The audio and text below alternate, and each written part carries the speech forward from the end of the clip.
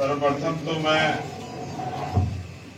इस सेमिनार में पहुंचे सभी अधिवक्ता साथियों का धन्यवाद करता हूं। सभी सीनियर साथी यहाँ मौजूद हैं, यहाँ के आयोजक जो है उनका भी मैं धन्यवाद करता हूं। पूरी आयोजक कमेटी जो है इसमें हमारे लीगल सेल के जो नेशनल चेयरमैन हैं MS Arya ji, zone coordinator Rajit Gautam ji, प्रदेश उपाध्यक्ष legal cell ASP advocate Chaudhary Maharaj Singh ji Amroha से, प्रदेश महासचिव ASP एडवोकेट अर्जुन सिंह जी अमरोहा से, प्रदेश महासचिव ASP legal cell advocate Anoop Singh ji Mau,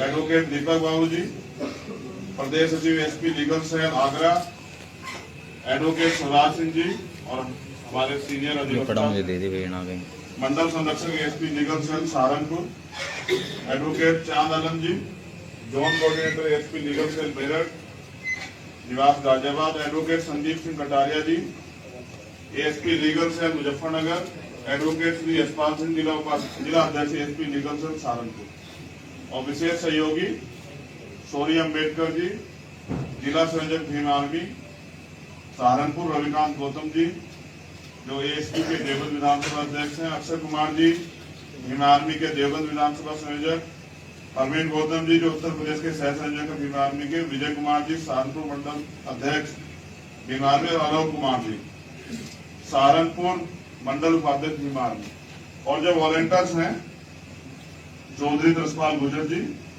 doctor Narendra Kumar ji, doctor दीपक पुरी जी, सुमित लांबा जी, छोटू रावण जी, आशु चंद्रा जी, कुलदीप प्रधान जी, सुभाष प्रधान जी, चौधरी समयदीन जी, आर्य एडवोकेट सहिंदर जी, अमित जी, मोनू कपूरी जी, आदित्य जी, सांझ जी, रंगपुर जी, धन्यवाद। कुछ बचा लो अब इसको और एडजस्ट कर लो।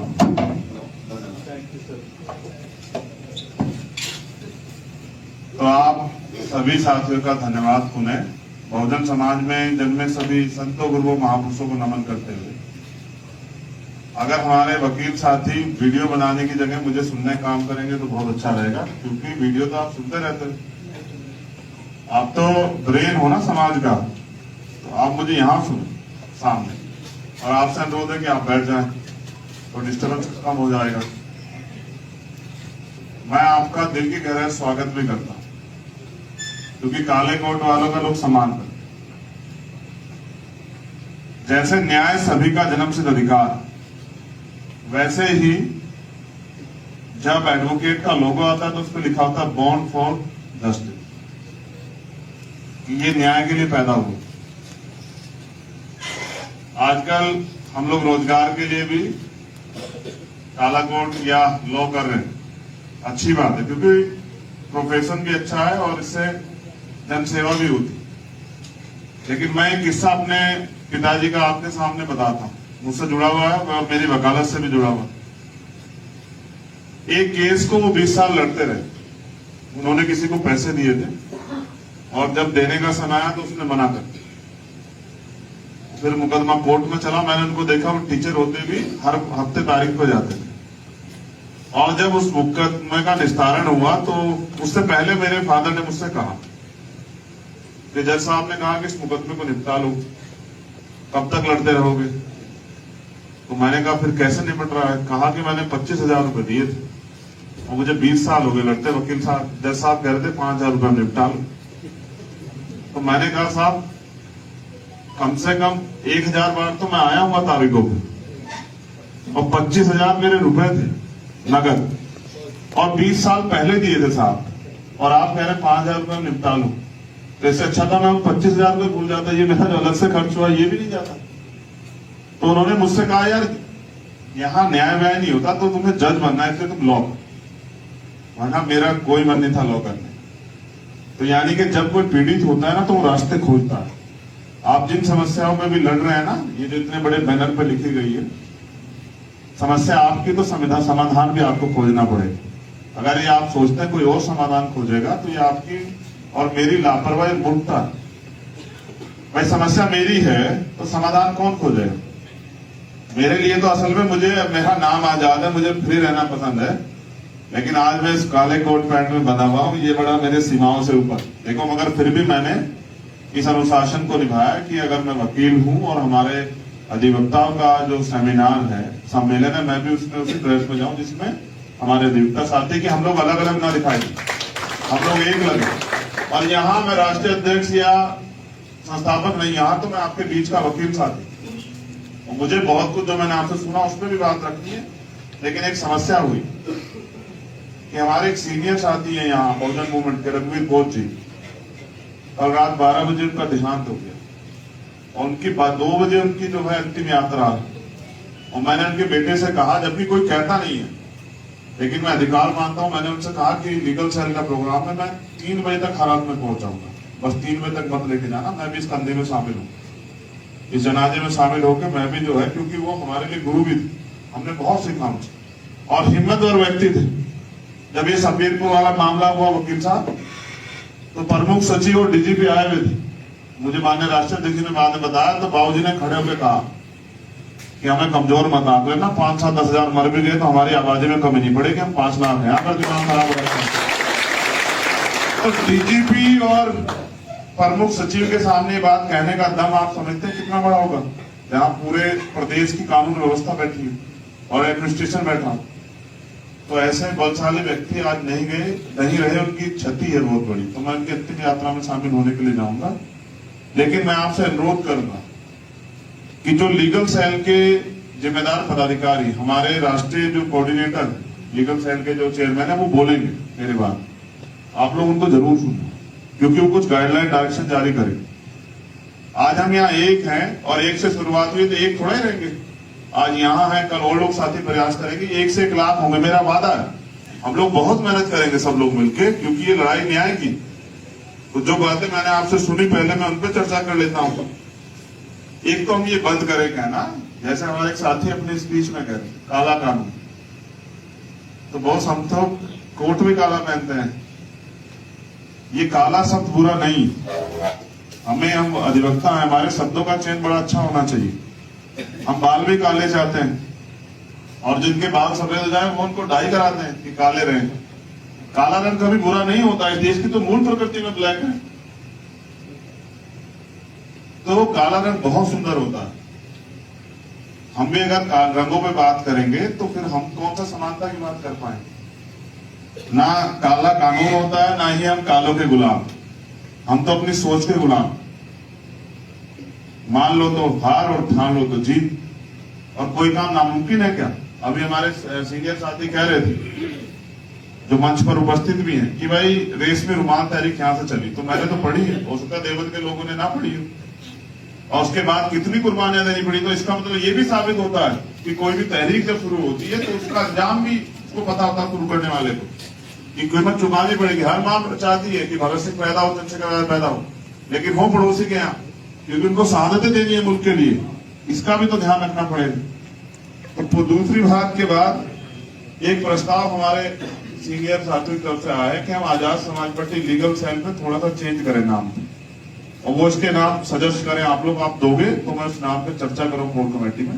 अगर कोई स्वतंत्र नाम भी होगा जिसपे आपको बार काउंसिल में परेशानी ना हो, या आप इसका इस प्रोग्राम को वहां भी कर सकें, बार के जो भवन है न्यायालयों में, तो मुझे वो कोई आपत्ति नहीं। मैं तो चाहता हूं कि आप लोग खड़े तो हों भाई, मुझे तो आज आदेश था कि आपको आना है, मैं तो भविष्य में भी रहूंगा, लेकिन अगर सम्मेलन आप करते हैं और आपको कहीं भी अवसर में, तो ठीक है, क्या दिक्कत है। तो उस प्रस्ताव पे भी हम लोग नाम देके भेजे, हम लोग सहमत हैं।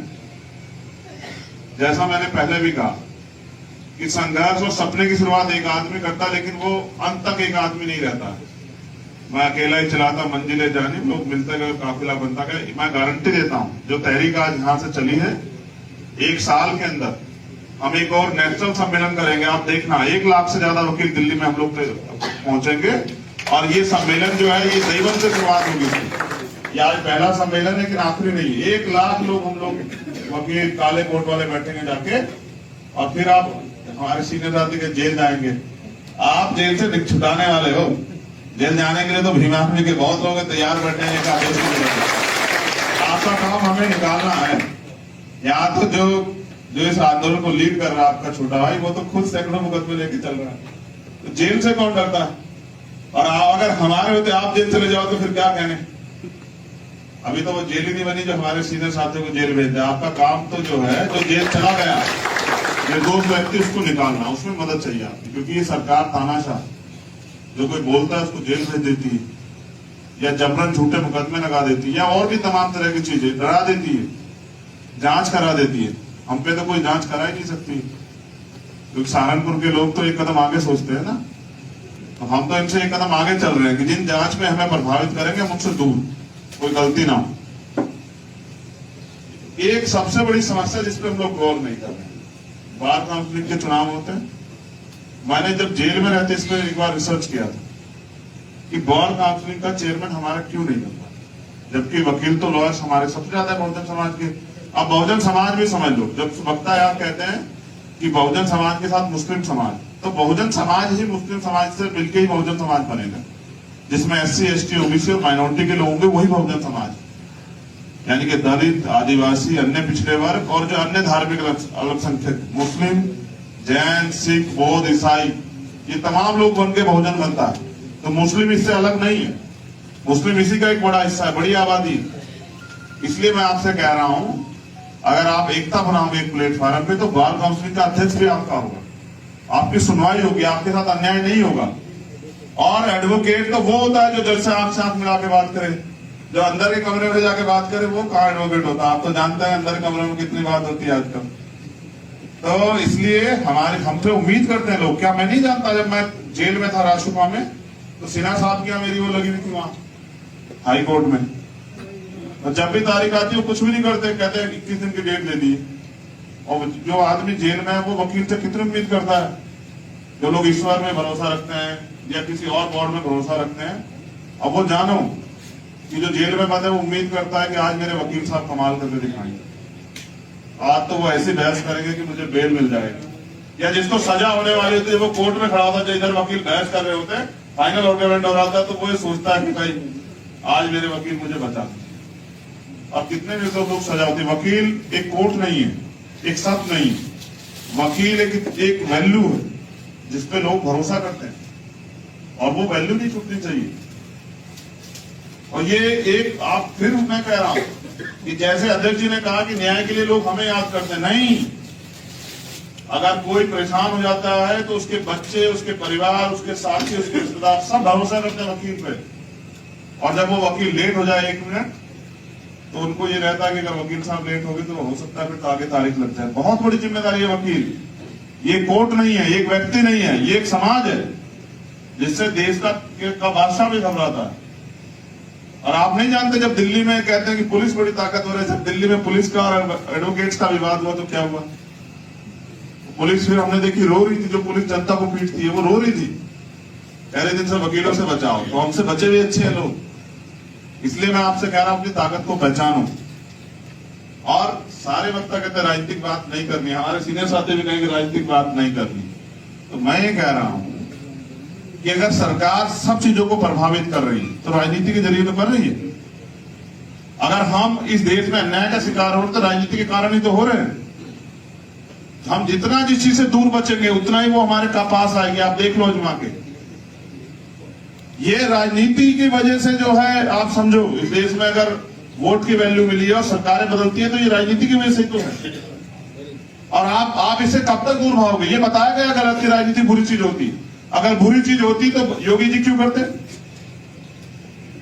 वो तो बड़ा धार्मिक काम कर रहे थे, इतना बड़ा मठ था, उसे छोड़ के आज क्यों बैठे हैं वहां लखनऊ की कुर्सी पे? क्योंकि उनको पता असली शक्ति राजनीति में। और आप राजनीति करना नहीं चाहते तो राजनीति का शिकार होंगे ना फिर आप। अगर आप राजनीति नहीं करोगे तो राजनीति का मकसद क्या है ये समझने की बात। अगर आप अच्छे काम के लिए, परिवर्तन के लिए राजनीति करते हो तो वो राजनीति अच्छी है। और अगर आप नफरत बांटने के लिए, लूटने के लिए राजनीति करते हो या किसी को सताने के लिए राजनीति करते हो तो वो राजनीति बुरी। हमें तय करना है कि हमें राजनीति कौन सी करनी है। तो मैं ये समझता हूं कि हमें अगर बड़े पैमाने पे हम अपने वकीलों को संगठित कर लें तो बार काउंसिलिंग का अध्यक्ष और जो बार काउंसिलिंग सदस्य मेंबर वो हमारे साथ हैं। बस हमें ध्यान रखना है कि उनकी भागीदारी कम ना हो, जिसकी इतनी संख्या भर उसकी इतनी हिस्सेदारी हो। ऐसा ना हो हम ये चाहें कि सब इकट्ठे हो जाए, सब हमें मिल जाए, नहीं। हमें उनका सम्मान और उनके अवसर का ध्यान रखना पड़ेगा। तो देखो कितनी तेजी से आपका निरंतर आगे बढ़ जाएगा। फिर हमें साथ देना पड़ेगा। अगर आज कोई हमारा वकील साथी उसको जबरन जो है उसको फंसाया जाता है तो हमें उसकी आवाज बनना पड़ेगा, उसके साथ खड़ा होना पड़ेगा, उसको विश्वास दिलाना पड़ेगा कि अकेला नहीं। और होते हैं यहाँ शिकार, बहुत लोग होते हैं, इसलिए हमें एक दूसरे का हाथ पकड़ना है। और मैं अपने मुस्लिम साथियों से भी कहना चाहता हूं, जो हिंदू धर्म को मानने वाले साथी, उनसे भी कहना चाहता हूं, अगर भारतीय संविधान है तभी तो शरीयत लॉ। अगर हिंदू लॉ है तो भारतीय संविधान के अनुसार ही तो है। अगर भारतीय संविधान ही नहीं तो हिंदू और मुस्लिम लोग बचेगा कहां? अगर शरीयत को मान्यता मिली है भारत में तो वो संविधान में ही तो है। अगर सिखिज्म को मान्यता मिली संविधान में ही तो है। आप एक बार आप नहीं समझना चाहते तो अलग बात है। अगर आप बिल्ली को देख के कबूतर रेत में अक्सर दे ले तो इसका मतलब खतरा खत्म हो जाएगा। आज संविधान खतरा थोड़ा, ये हमारे वजूद को खतरा है, हमारे अधिकारों को, अवसरों को खतरा है, हमारे जीवन को खतरा है। तो अगर आप संविधान को अपना धर्म माने तो मैं गारंटी देता हूं आपके धर्म को कोई कमजोर नहीं कर सकता। हम धर्म को तो धर्म मानते हैं, लेकिन भारत में जिस वजह से धर्म जिंदा है उस शरीयत, अच्छा शरीयत लॉ पे जो लोग खतरा महसूस करते हैं वो खतरा कब आएगा? जब संविधान को खतरा हो जाएगा या पहले शरीयत पे खतरा आ जाएगा? आप बताओ मुझे।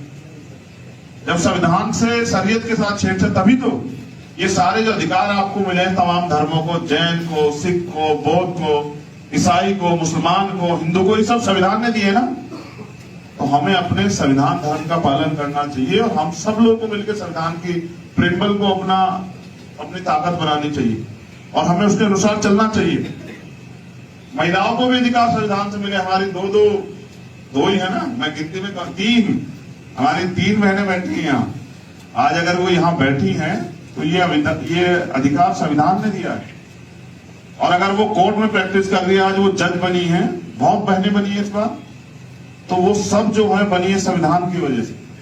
और अगर वो MP MLA कुछ भी बनी है तो वो सब बनी है संविधान की वजह से। और अगर वो डॉक्टर, इंजीनियर, IAS IPS बन रही तो भी संविधान की वजह से। तो संविधान को नहीं खतरा है, हमें खतरा है। और जब हम किसी चीज को हम मानते हैं तब हम उसके लिए काम करते हैं। तो धन्यवाद। उसके साथ साथ कॉलोजियम सिस्टम जिसपे चर्चा होनी चाहिए। चर्चा इसलिए नहीं है क्योंकि जिनको खतरा है उनके पास वॉइस है। अगर कॉलोजियम पे बात होगी तो उनको खतरा होगा जो जज बने बैठे, तो वो इसमें चर्चा नहीं चाहते, हमारे लोग डरते हैं। मगर मैं ये कह रहा हूं कि 1982 में जो आपके हाथ काटे गए, संविधान ने जो अधिकार राष्ट्रपति जी को दिया था वो कॉलोजियम सिस्टम के जरिए जजों के पास आ गया और फिर उन्होंने अपने लोगों को जज बनाना शुरू किया। और ये बहुत बड़ा नुकसान है SC ST OBC माइनॉरिटी के लोगों के लिए कि वो नहीं घुस सकते सुप्रीम कोर्ट, हाई कोर्ट में। इस देश के IAS बनने के लिए परीक्षा होगी, इस देश का प्राइम मिनिस्टर बनने के लिए एग्जाम होगा, चुनाव।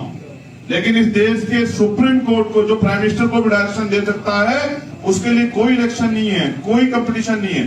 तो all India judicial service commission बननी चाहिए। और इसके लिए कब बनेगी? 2 रास्ते हैं। क्या तो सत्ता में आप काबिज हो कि आप कॉन्स्टिट्यूशन में जो है अमेंडमेंट करा के और all India judicial service commission का प्रस्ताव लाए, या फिर आप आंदोलन करें। और आप इन दोनों में से एक भी काम नहीं कर रहे हैं तो आप भी तो उन्हीं की मदद कर रहे हैं ना। अगर आप अन्याय को सह रहे हैं तो आप अन्याय करने वाले से ज्यादा दोषी। अगर आप में काबिलियत, क्षमता है, और फिर 20-20 साल की प्रैक्टिस के बाद, अगर आप 30-30 साल की प्रैक्टिस के बाद, अगर अवसर के बाद आप नहीं बन पाए हो, तो फिर आपको सोचना चाहिए कि मुझे मेरी क्षमता बढ़ानी। तो कब तक आप ये अन्याय और अपमान झेलते रहोगे? बताओ आपके और मेरे अंदर क्या कमी है कि हम लोग जज नहीं बन सकते? आप बताओ। सरकार आज पैमाना तय करे, रेस की लाइन एक करे और पैमाना तय करे कि ये सिलेबस है, इसको पढ़ के बनना है जज, और फिर करो मुकाबला, पता लग जाए कौन कितना बुद्धिमान है। जिन्होंने डॉक्टर APJ अब्दुल कलाम दिए उस देश को, वो कमजोर है क्या? जिन्होंने महाराज सिंह भारती और सर छोटू राम दिए उस देश को, वो कमजोर है क्या?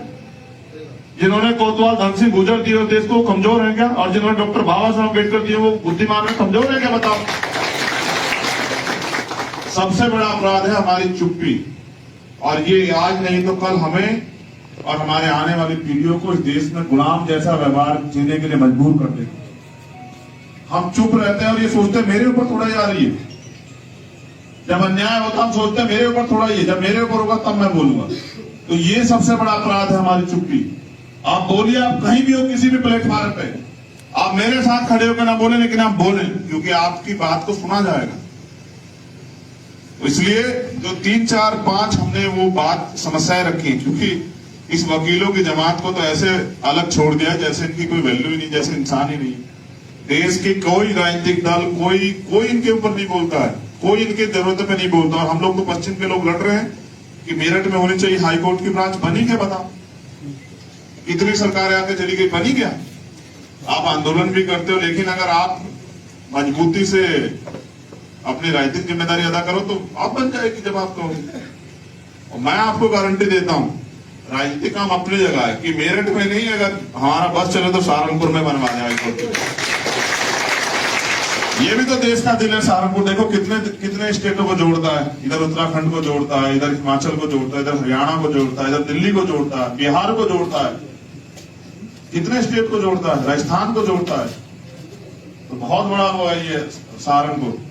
अच्छा, ये मांगे जिन पे हम लोग चर्चा करना चाहते हैं, जिन पे बात होनी चाहिए, जैसे नए अधिवक्ताओं के लिए समय समय पर सरकारी खर्चों पर ट्रेनिंग की व्यवस्था होनी चाहिए, जो वकील, क्योंकि ये भी सिस्टम का पार्ट है। और इनके बिना तो जज ही बैठ के क्या करेंगे बताओ? अगर हम स्ट्राइक कर देंगे तो क्या होगा बताओ? बंद हो जाएगा ना, ध्यान ले। तो इसलिए फिर सर्विस प्लेसमेंट एजेंसी बनाना चाहिए, ताकि प्राइवेट सेक्टर लीगल सर्विसेज में अपने लोगों को, जो बहुजन समाज के लोगों को मौका मिले। तीसरा, अधिवक्ता इंश्योरेंस स्कीम ESI की तरह मेडिकल कैशलेस बीमा योजना लागू करना है। हाउसिंग योजना में अधिवक्ताओं को भागीदारी देनी है। वह ग्रुप हाउसिंग स्कीम में जो है ना, अधिवक्ताओं को जो है उसमें भागीदारी मिलनी चाहिए। जैसे सब लोगों को मिलते हैं, कर्मचारियों को, किसानों को, मजदूरों को, तो वहां अधिवक्ताओं को भी, ये भी एक समाज है, उसमें मिलनी चाहिए। फिर अधिवक्ताओं के बच्चों को एजुकेशन लोन की सुविधा कम से कम ब्याज पे और बिना गारंटी के मिलनी चाहिए। उसके बाद पेंशन प्रोविजन जो है फॉर विडो ऑफ एडवोकेट्स के लिए आना चाहिए। जैसे सब लोगों के लिए है, तो वैसे एडवोकेट्स के लिए भी होना चाहिए। अगर मैं समझता हूं जितना सीनियर होता जाता है उतना एडवोकेट जो है उसकी वैल्यू बढ़ती जाती है। तो मैं तो समझता नहीं कोई एडवोकेट छोड़ता होगा 70 साल तक अपनी वो चैम्बर वगैरह नहीं छोड़ता ना, करता रहता प्रैक्टिस। तो फिर पेंशन कौन सी में मिलनी चाहिए उसको? आफ्टर डेथ उनकी फैमिली को, अच्छा विडो डेथ, ठीक है। और सभी अधिवक्ताओं को कोर्ट में बैठने के लिए चैम्बर की उचित व्यवस्था होनी चाहिए। ये पॉइंट्स है जिन पे हम लोग काम करेंगे इस लीगल सेल के जरिए। इतनी सारी सुविधाओं पे अधिवक्ता का अधिकार बैठता है, वो समाज का हिस्सा है, उनकी वजह से बहुत सारी चीजें सफल हो पाती हैं। तो इन मांगों पे सरकार को प्रयास करना चाहिए कि इन पे हमें सुविधाएं मिले। और जब भी अधिवक्ताओं की लड़ाई होगी, मैं आपको सबसे आगे खड़ा मिलूंगा।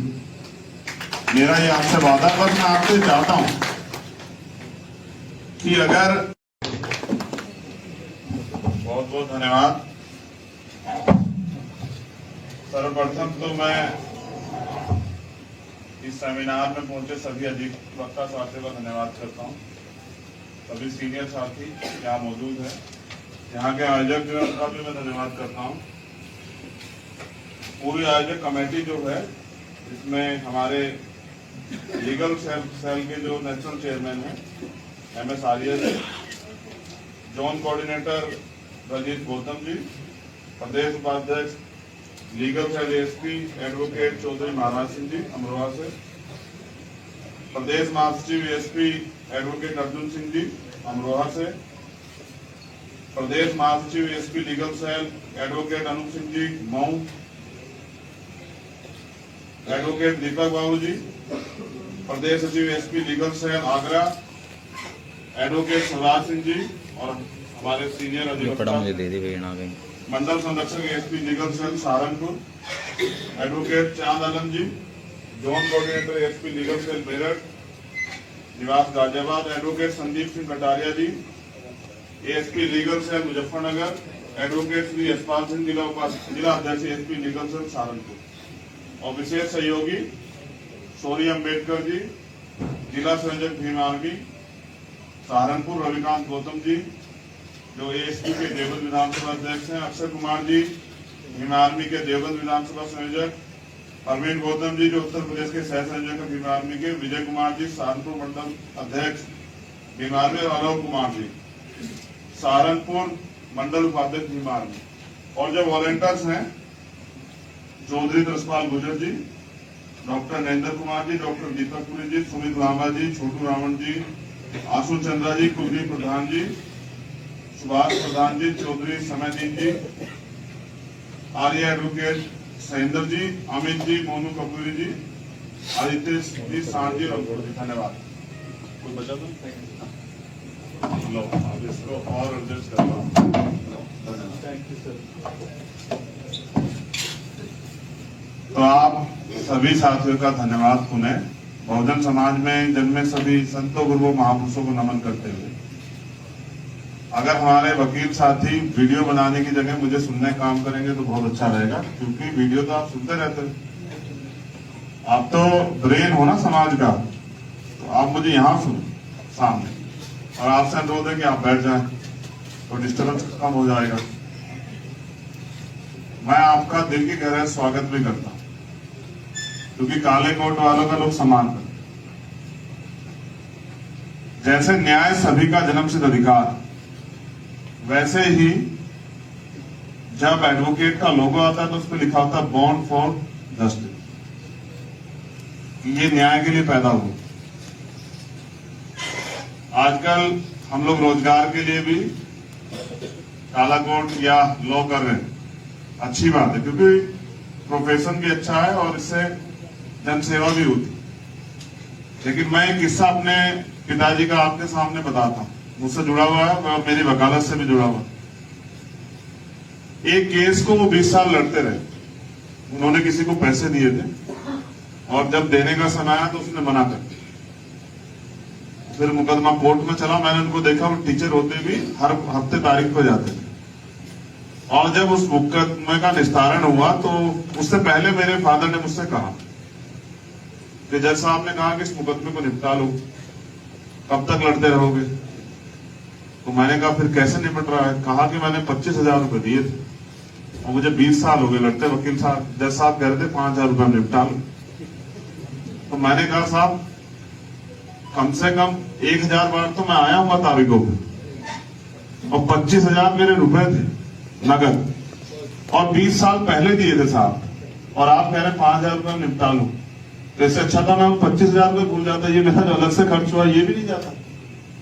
तो उन्होंने मुझसे कहा यार यहाँ न्याय व्याय नहीं होता, तो तुम्हें जज बनना है, इसलिए तुम लॉ करो। वरना मेरा कोई मन नहीं था लॉ करने। तो यानी कि जब कोई पीड़ित होता है ना तो वो रास्ते खोजता है।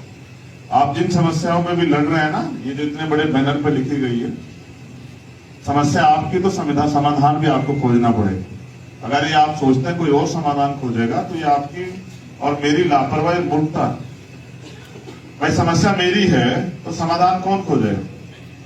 मेरे लिए तो असल में मुझे मेरा नाम आजाद है, मुझे फ्री रहना पसंद है, लेकिन आज मैं इस काले कोट पैंट में बना हुआ हूं, ये बड़ा मेरे सीमाओं से ऊपर देखो। मगर फिर भी मैंने इस अनुशासन को निभाया कि अगर मैं वकील हूं और हमारे अधिवक्ताओं का जो सेमिनार है, सम्मेलन है, मैं भी उसमें उसी ड्रेस में जाऊं जिसमें हमारे अधिवक्ता साथी कि हम लोग अलग अलग ना दिखाई दें, हम लोग एक लगे।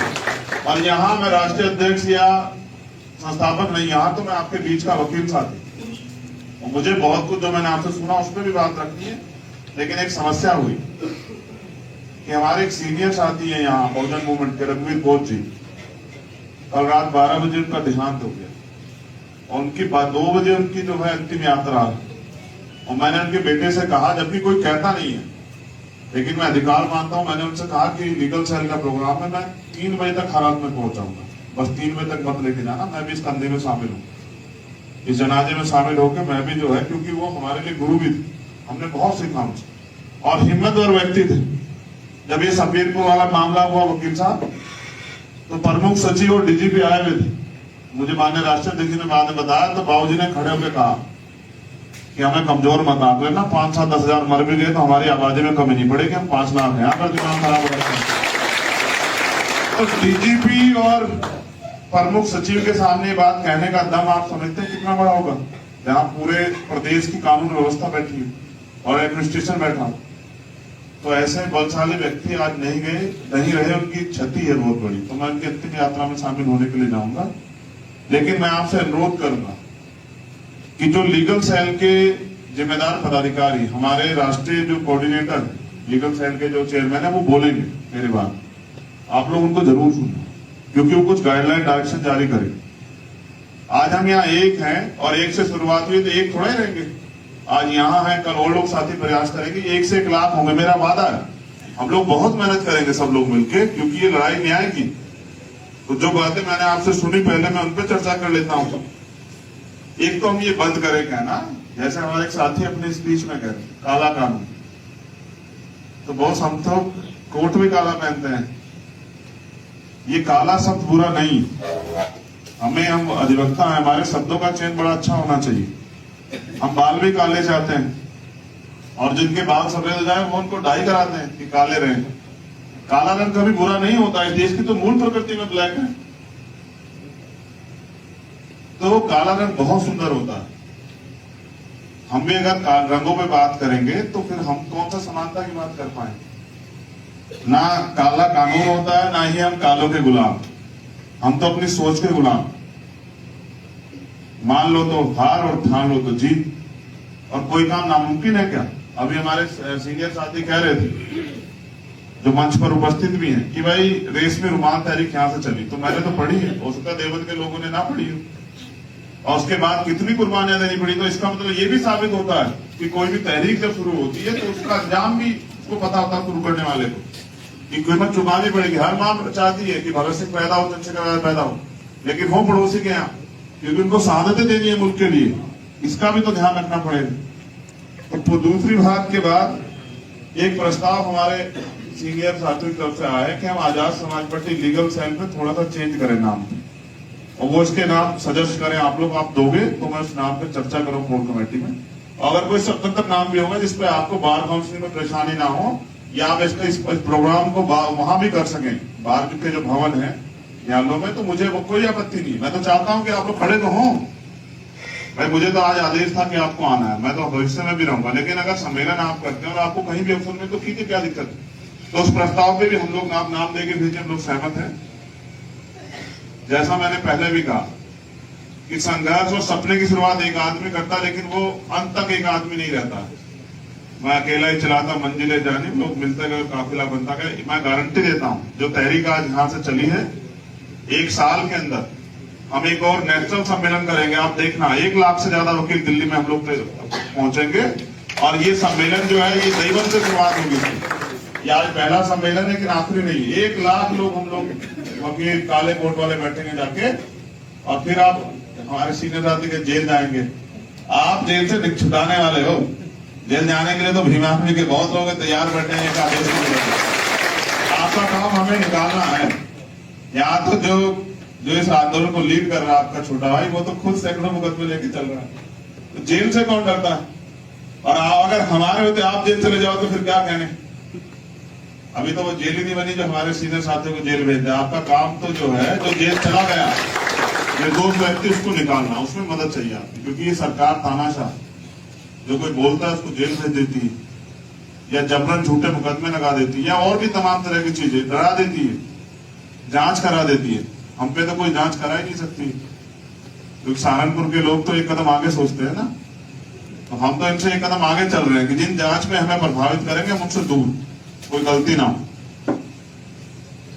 एक सबसे बड़ी समस्या जिस पे हम लोग गौर नहीं कर रहे, बार काउंसिल के चुनाव होते हैं। मैंने जब जेल में रहते इस पर एक बार रिसर्च किया था कि बार काउंसिलिंग का चेयरमैन हमारा क्यों नहीं बनता, जबकि वकील तो लॉयर्स हमारे सबसे ज्यादा बहुजन समाज के। अब बहुजन समाज भी समझ लो, जब वक्ता यार कहते हैं कि बहुजन समाज के साथ मुस्लिम समाज, तो बहुजन समाज ही मुस्लिम समाज से मिलकर ही बहुजन समाज बनेगा, जिसमें SC ST OBC और माइनॉरिटी के लोग होंगे, वही बहुजन समाज। यानी कि दलित, आदिवासी, अन्य पिछड़े वर्ग, और जो अन्य धार्मिक अल्पसंख्यक, मुस्लिम, जैन, सिख, बौद्ध, ईसाई, ये तमाम लोग बन के बहुजन बनता है। तो मुस्लिम इससे अलग नहीं है, मुस्लिम इसी का एक बड़ा हिस्सा है, बड़ी आबादी। इसलिए मैं आपसे कह रहा हूं, अगर आप एकता बनाओगे एक प्लेटफॉर्म पे, तो बार काउंसिलिंग का अध्यक्ष भी आपका होगा, आपकी सुनवाई होगी, आपके साथ अन्याय नहीं होगा। और एडवोकेट तो वो होता है जो जज से आंख मिला के बात करे, जो अंदर के कमरे में जाके बात करे, वो कहाँ एडवोकेट होता है? आप तो जानते हैं अंदर कमरे में कितनी बात होती है आजकल। तो इसलिए हमसे उम्मीद करते हैं लोग। क्या मैं नहीं जानता, जब मैं जेल में था राजसभा में, तो सिन्हा साहब की मेरी वो लगी हुई थी वहां हाई कोर्ट में, तो जब भी तारीख आती है वो कुछ भी नहीं करते, कहते हैं 21 दिन की डेट दे दी। और जो आदमी जेल में है वो वकील से कितनी उम्मीद करता है? जो लोग ईश्वर में भरोसा रखते हैं या किसी और गॉड में भरोसा रखते हैं, अब वो जानो कि जो जेल में बंद है वो उम्मीद करता है कि आज मेरे वकील साहब कमाल करके दिखाएंगे, आज तो वो ऐसी बहस करेंगे कि मुझे बेल मिल जाएगी। या जिसको सजा होने वाली होती है, वो कोर्ट में खड़ा होता है, इधर वकील बहस कर रहे होते हैं, फाइनल आर्गुमेंट हो रहा था, तो वो ये सोचता है कि भाई आज मेरे वकील मुझे बचा।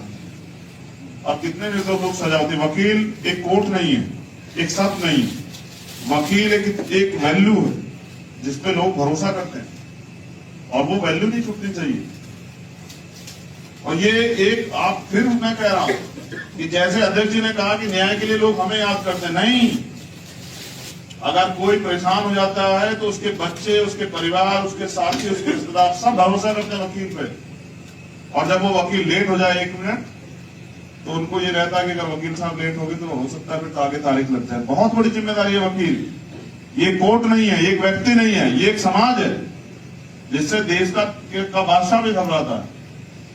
और आप नहीं जानते, जब दिल्ली में कहते हैं कि पुलिस बड़ी ताकतवर है, जब दिल्ली में पुलिस का और एडवोकेट्स का विवाद हुआ तो क्या हुआ? पुलिस फिर हमने देखी रो रही थी, जो पुलिस जनता को पीटती है वो रो रही थी, कह रहे जिनसे वकीलों से बचाओ। तो हमसे बचे हुए अच्छे हैं लोग। इसलिए मैं आपसे कह रहा हूं अपनी ताकत को पहचानो। और सारे वक्त कहते राजनीतिक बात नहीं करनी, हमारे सीनियर साथी भी कहेंगे राजनीतिक बात नहीं करनी। तो मैं ये कह रहा हूं कि अगर सरकार सब चीजों को प्रभावित कर रही है तो राजनीति के जरिए तो कर रही है। अगर हम इस देश में अन्याय का शिकार हो रहे तो राजनीति के कारण ही तो हो रहे हैं। हम जितना जिस चीज से दूर बचेंगे उतना ही वो हमारे पास आएगी। आप देख लो अजमा के, ये राजनीति की वजह से जो है, आप समझो इस देश में अगर वोट की वैल्यू मिली है और सरकारें बदलती है तो ये राजनीति की वजह से तो है। और आप इससे कब तक दूर भागोगे? ये बताया गया गलत कि राजनीति बुरी चीज होती। अगर बुरी चीज होती तो योगी जी क्यों करते? वो तो बड़ा धार्मिक काम कर रहे थे, इतना बड़ा मठ था, उसे छोड़ के आज क्यों बैठे हैं वहां लखनऊ की कुर्सी पे? क्योंकि उनको पता असली शक्ति राजनीति में। और आप राजनीति करना नहीं चाहते तो राजनीति का शिकार होंगे ना फिर आप। अगर आप राजनीति नहीं करोगे तो राजनीति का मकसद क्या है ये समझने की बात। अगर आप अच्छे काम के लिए, परिवर्तन के लिए राजनीति करते हो तो वो राजनीति अच्छी है। और अगर आप नफरत बांटने के लिए, लूटने के लिए राजनीति करते हो या किसी को सताने के लिए राजनीति करते हो तो वो राजनीति बुरी। हमें तय करना है कि हमें राजनीति कौन सी करनी। तो मैं ये समझता हूं कि हमें अगर बड़े पैमाने पे हम अपने वकीलों को संगठित कर ले तो बार काउंसिलिंग का अध्यक्ष और जो बार काउंसिल सदस्य मेंबर वो हमारे साथ चलते। बस हमें ध्यान रखना है कि उनकी भागीदारी कम ना हो, जिसकी इतनी संख्या भर उसकी इतनी हिस्सेदारी हो। ऐसा ना हो हम ये चाहें कि सब इकट्ठे हो जाए, सब हमें मिल जाए। नहीं, हमें उनका सम्मान और उनके अवसर का ध्यान रखना पड़ेगा। तो देखो कितनी तेजी से आपका निरंतर आगे बढ़ जाएगा। फिर हमें साथ देना पड़ेगा। अगर आज कोई हमारा वकील साथी उसको जबरन जो है उसको फंसाया जाता तो हमें उसकी आवाज बनना पड़ेगा, उसके साथ खड़ा होना पड़ेगा, उसको विश्वास दिलाना पड़ेगा कि अकेला नहीं। और होते हैं यहाँ शिकार, बहुत लोग होते हैं। इसलिए हमें एक दूसरे का हाथ पकड़ना है। और मैं अपने मुस्लिम साथियों से भी कहना चाहता हूं, जो हिंदू धर्म को मानने वाले साथी, उनसे भी कहना चाहता हूं, अगर भारतीय संविधान है तभी तो शरीयत लॉ है। अगर हिंदू लॉ है तो भारतीय संविधान के अनुसार ही तो है। अगर भारतीय संविधान ही नहीं तो हिंदू और मुस्लिम लोग बचेगा कहां? अगर शरीयत को मान्यता मिली है भारत में तो वो संविधान में ही तो है। अगर सिखिज्म को मान्यता मिली संविधान में ही तो है।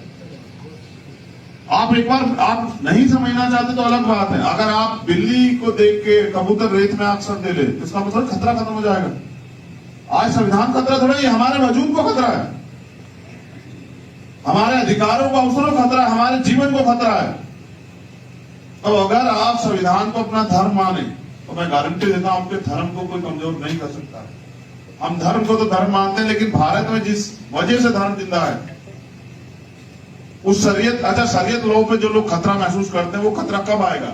जब संविधान को खतरा हो जाएगा, या पहले शरीयत पे खतरा आ जाएगा? आप बताओ मुझे। जब संविधान से शरीयत के साथ छेड़छाड़, तभी तो ये सारे जो अधिकार आपको मिले हैं तमाम धर्मों को, जैन को, सिख को, बौद्ध को, ईसाई को, मुसलमान को, हिंदू को, ये सब संविधान ने दिए ना। तो हमें अपने संविधान धर्म का पालन करना चाहिए और हम सब लोगों को मिलकर संविधान की प्रिंसिपल को अपनी ताकत बनानी चाहिए और हमें उसके अनुसार चलना चाहिए। महिलाओं को भी अधिकार संविधान से मिले। हमारी दो ही है ना, मैं गिनती में तीन, हमारी 3 बहनें बैठी हैं यहाँ। आज अगर वो यहाँ बैठी हैं तो ये अधिकार संविधान ने दिया है। और अगर वो कोर्ट में प्रैक्टिस कर रही है, आज वो जज बनी है, बहुत बहनें बनी है इस बार, तो वो सब जो है बनी है संविधान की वजह से। और अगर वो MP MLA कुछ भी बनी है तो वो सब बनी है संविधान की वजह से। और अगर वो डॉक्टर, इंजीनियर, IAS IPS बन रही तो भी संविधान की वजह से। तो संविधान को नहीं खतरा है, हमें खतरा है। और जब हम किसी चीज को हम मानते हैं तब हम उसके लिए काम करते हैं। तो धन्यवाद। उसके साथ साथ कॉलोजियम सिस्टम जिसपे चर्चा होनी चाहिए। चर्चा इसलिए नहीं है क्योंकि जिनको खतरा है उनके पास वॉइस है। अगर कॉलोजियम पे बात होगी तो उनको खतरा होगा जो जज बने बैठे, तो वो इस पे चर्चा नहीं चाहते, हमारे लोग डरते हैं। मगर मैं ये कह रहा हूं कि 1982 में जो आपके हाथ काटे गए, संविधान ने जो अधिकार राष्ट्रपति जी को दिया था, वो कॉलोजियम सिस्टम के जरिए जजों के पास आ गया और फिर उन्होंने अपने लोगों को जज बनाना शुरू किया। और ये बहुत बड़ा नुकसान है SC ST OBC माइनॉरिटी के लोगों के लिए कि वो नहीं घुस सकते सुप्रीम कोर्ट, हाई कोर्ट में। इस देश के IAS बनने के लिए परीक्षा होगी, इस देश का प्राइम मिनिस्टर बनने के लिए एग्जाम होगा, चुनाव। लेकिन इस देश के सुप्रीम कोर्ट को, जो प्राइम मिनिस्टर को भी डायरेक्शन दे सकता है, उसके लिए कोई इलेक्शन नहीं है, कोई कंपटीशन नहीं है। तो all India judicial service commission बननी चाहिए। और इसके लिए कब बनेगी? 2 रास्ते हैं। क्या तो सत्ता में आप काबिज हो कि आप कॉन्स्टिट्यूशन में जो है अमेंडमेंट करा के और all India judicial service commission का प्रस्ताव लाए, या फिर आप आंदोलन करें। और आप इन दोनों में से एक भी काम नहीं कर रहे हैं तो आप भी तो उन्हीं की मदद कर रहे हैं ना। अगर आप अन्याय को सह रहे हैं तो आप अन्याय करने वाले से ज्यादा दोषी। अगर आप में काबिलियत, क्षमता है, और फिर 20-20 साल की प्रैक्टिस के बाद, अगर आप 30-30 साल की प्रैक्टिस के बाद, अगर अवसर के बाद आप नहीं बन पाए हो, तो फिर आपको सोचना चाहिए कि मुझे मेरी क्षमता बढ़ानी। तो कब तक आप ये अन्याय और अपमान झेलते रहोगे? बताओ, आपके और मेरे अंदर क्या कमी है कि हम लोग जज नहीं बन सकते? आप बताओ। सरकार आज पैमाना तय करे, रेस की लाइन एक करे और पैमाना तय करे कि ये सिलेबस है, इसको पढ़ के बनना है जज, और फिर करो मुकाबला, पता लग जाए कौन कितना बुद्धिमान है। जिन्होंने डॉक्टर APJ अब्दुल कलाम दिए उस देश को, वो कमजोर है क्या? जिन्होंने महाराज सिंह भारती और सर छोटू राम दिए उस देश को, वो कमजोर है क्या? जिन्होंने कोतवाल धन सिंह गुर्जर दिए उस देश को, वो कमजोर है क्या? और जिन्होंने डॉक्टर बाबा साहब अम्बेडकर दिए, वो बुद्धिमान है, कमजोर है क्या? बताओ। सबसे बड़ा अपराध है हमारी चुप्पी। और ये आज नहीं तो कल हमें और हमारे आने वाली पीढ़ियों को इस देश में गुलाम जैसा व्यवहार जीने के लिए मजबूर कर देगा। हम चुप रहते हैं और ये सोचते हैं मेरे ऊपर थोड़ा ही आ रही है। जब अन्याय होता हम सोचते हैं मेरे ऊपर थोड़ा ही है, जब मेरे ऊपर होगा तब मैं बोलूंगा। तो ये सबसे बड़ा अपराध है हमारी चुप्पी। आप बोलिए, आप कहीं भी हो, किसी भी प्लेटफॉर्म पे, आप मेरे साथ खड़े होकर ना बोले, लेकिन आप बोले, क्योंकि आपकी बात को सुना जाएगा।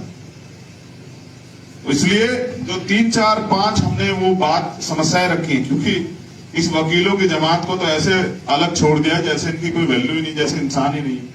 देश की कोई राजनीतिक दल, कोई इनके ऊपर नहीं बोलता है, कोई इनके जरूरत पे नहीं बोलता। और हम लोग तो पश्चिम के लोग लड़ रहे हैं कि मेरठ में होनी चाहिए हाई कोर्ट की ब्रांच। बनी क्या? बताओ। इतनी सरकारें आके चली गई, बनी क्या? आप आंदोलन भी करते हो, लेकिन अगर आप मजबूती से अपनी राजनीतिक जिम्मेदारी अदा करो तो आप बन जाएगी जब आप कहोगे। और मैं आपको गारंटी देता हूं, राजनीतिक काम अपनी जगह है कि मेरठ में नहीं, अगर हमारा बस चले तो सहारनपुर में बनवा जाए। ये भी तो देश का दिल है सहारनपुर। देखो कितने स्टेटों को जोड़ता है, इधर उत्तराखंड को जोड़ता है, इधर हिमाचल को जोड़ता है, इधर हरियाणा को जोड़ता है, इधर दिल्ली को जोड़ता है, बिहार को जोड़ता है, कितने स्टेट को जोड़ता है, राजस्थान को जोड़ता है। तो बहुत बड़ा वो है ये सहारनपुर। अच्छा, ये मांगे जिन पे हम लोग चर्चा करना चाहते हैं, जिन पे बात होनी चाहिए, जैसे नए अधिवक्ताओं के लिए समय समय पर सरकारी खर्चों पर ट्रेनिंग की व्यवस्था होनी चाहिए। जो वकील क्योंकि ये भी सिस्टम का पार्ट है। और इनके बिना तो जज ही बैठ के क्या करेंगे बताओ? अगर हम स्ट्राइक कर देंगे तो क्या होगा बताओ? बंद हो जाएगा ना, ध्यान ले। तो इसलिए फिर सर्विस प्लेसमेंट एजेंसी बनाना चाहिए ताकि प्राइवेट सेक्टर लीगल सर्विसेज में अपने लोगों, जो बहुजन समाज के लोग, उनको मौका मिले। तीसरा, अधिवक्ता इंश्योरेंस स्कीम ESI की तरह मेडिकल कैश लेस बीमा योजना लागू करना है। हाउसिंग योजना में अधिवक्ताओं को भागीदारी देनी है। वह ग्रुप हाउसिंग स्कीम में जो है ना, अधिवक्ताओं को जो है उसमें भागीदारी मिलनी चाहिए। जैसे सब लोगों को मिलते हैं, कर्मचारियों को, किसानों को, मजदूरों को, तो वहां अधिवक्ताओं को भी, ये भी एक समाज है, उसमें मिलनी चाहिए। फिर अधिवक्ताओं के बच्चों को एजुकेशन लोन की सुविधा कम से कम ब्याज पे और बिना गारंटी के मिलनी चाहिए। उसके बाद पेंशन प्रोविजन जो है फॉर विडो ऑफ एडवोकेट्स के लिए आना चाहिए। जैसे सब लोगों के लिए है तो वैसे एडवोकेट्स के लिए भी होना चाहिए। अगर मैं समझता हूं जितना सीनियर होता जाता है उतना एडवोकेट जो है उसकी वैल्यू बढ़ती जाती है। तो मैं तो समझता नहीं कोई एडवोकेट छोड़ता होगा 70 साल तक अपनी वो चैम्बर वगैरह नहीं छोड़ता ना, करता रहता प्रैक्टिस। तो फिर पेंशन कौन सी में मिलनी चाहिए उसको? है आफ्टर डेथ उनकी फैमिली को, अच्छा विडो डेथ, ठीक है। और सभी अधिवक्ताओं को कोर्ट में बैठने के लिए चैम्बर की उचित व्यवस्था होनी चाहिए। ये पॉइंट्स है जिन पे हम लोग काम करेंगे इस लीगल सेल के जरिए। इतनी सारी सुविधाओं पे अधिवक्ता का अधिकार बैठता है, वो समाज का हिस्सा है, उनकी वजह से बहुत सारी चीजें सफल हो पाती हैं। तो इन मांगों पे सरकार को प्रयास करना चाहिए कि इन पे हमें सुविधाएं मिले। और जब भी अधिवक्ताओं की लड़ाई होगी मैं आपको सबसे आगे खड़ा मिलूंगा। मेरा ये आपसे वादा, बस मैं आपसे चाहता हूं कि अगर